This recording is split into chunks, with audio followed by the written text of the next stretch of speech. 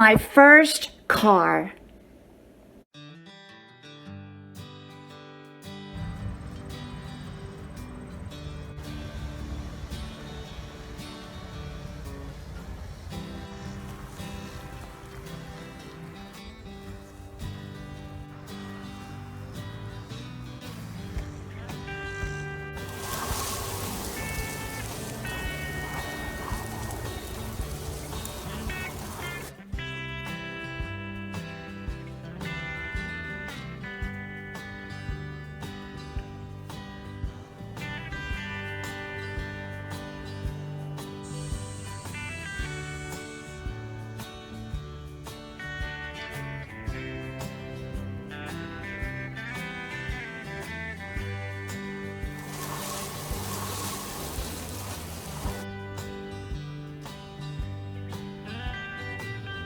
Grandma's porch.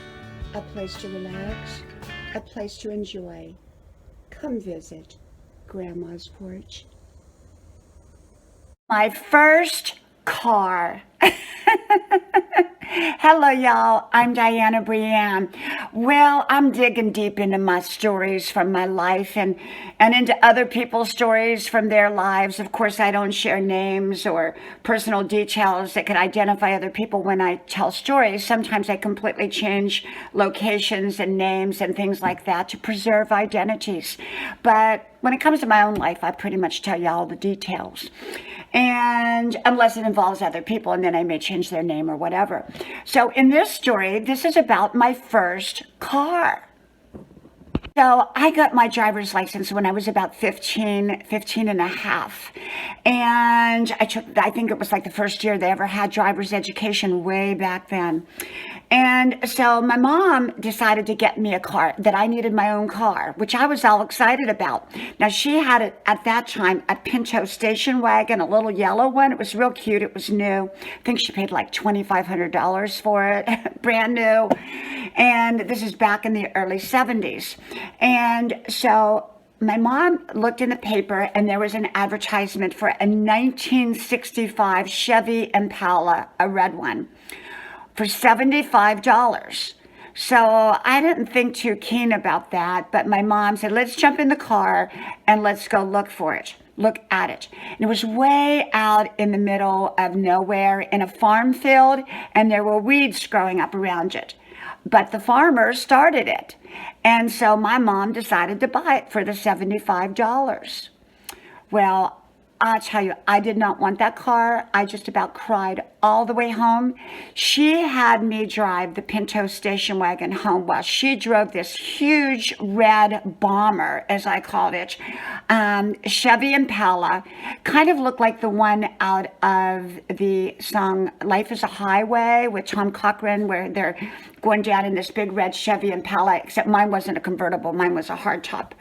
And so she drove it all the way home. It shook, it shimmied, it smoked, it roared. Oh my gosh, what an embarrassment it was for a 15-year-old me. And so my mom got it home. My stepfather was very disappointed that she bought it, but she was going to have no part of his disappointment, and she was going to have him work on that car. And she did. He worked on it for 2 or 3 months, just about every single day, to get it up and running.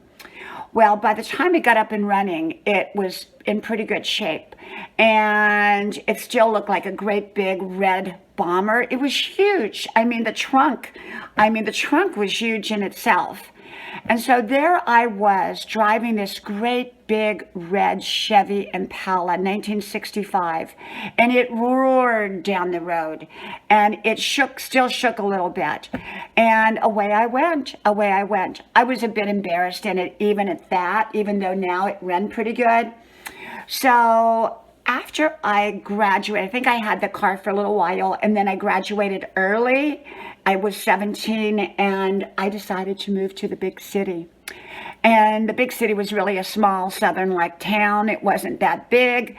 And so away I went in this big red bomber, this big Chevy Impala with my big hair and my platform shoes, and away I went.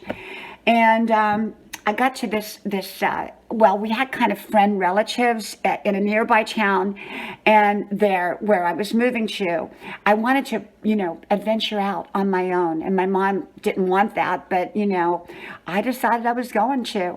So I packed my bags and I went on. I rented a $9 a week apartment in this old haunted house mansion, and in that mansion lived these old women and ladies of questionable values. And I was neither. I was just 17-year-old me. I told him I was 18 so I could move in there. Shortly after that, I got a job as a prep girl in a kitchen, preparing all the foods, and at the same time I got a job as the head hostess of a pizzeria. So I would go into the pizzeria and wear my platform shoes and my short skirts and all of that. And I told them I was 18 because they sold beer there, I think. And I didn't serve the beer, but I was around it. So I just told them I was 18, so they hired me. I'm not sure even back then if it really mattered. I think the only time it mattered is if you actually carried the beer to the table or whatever, and I didn't do that. I just carried the pizzas and welcomed people into the restaurant. And so my car started acting up and it would stall out a lot. So I ended up sending that car back home to my mom and stepfather. And later it was sold for like $75 again to someone, and they, of course, didn't take good care of it, and they blew it up. So that was it with the 65 Chevy Impala. I don't know if it ended up in the junkyard or if someone else bought it and fixed it up, but today I would love, love, love to have that car. Love to have that car. And it would be such a classic, such a classic. So that was my first car and my first apartment. $9 a week. It was efficiency apartment in this old haunted-like mansion, as I said. And I had a pickle barrel for a kitchen sink. I had a little gas stove type of thing. It didn't work very well. And a little gas heater and a bed that sank down in the middle. And it got so cold in the winter. Oh my gosh. Thank goodness for heating blankets even way back then.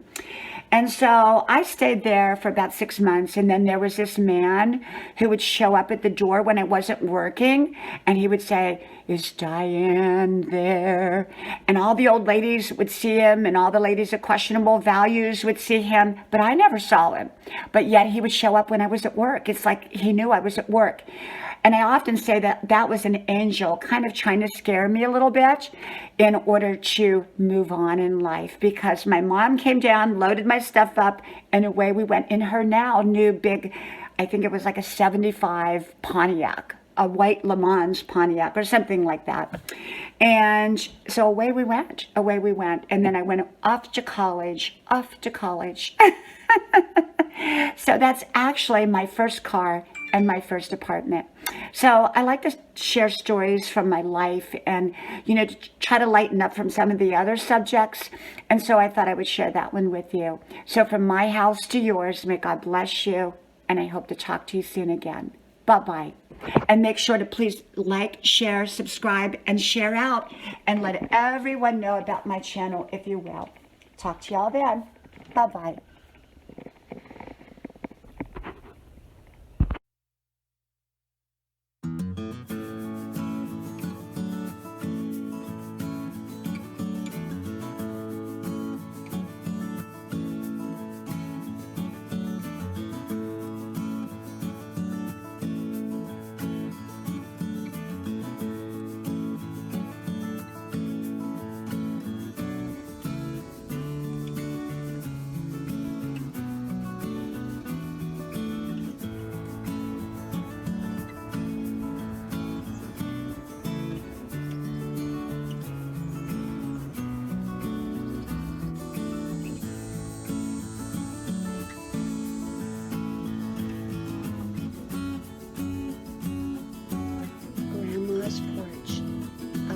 To relax and a place to enjoy. Grandma's porch.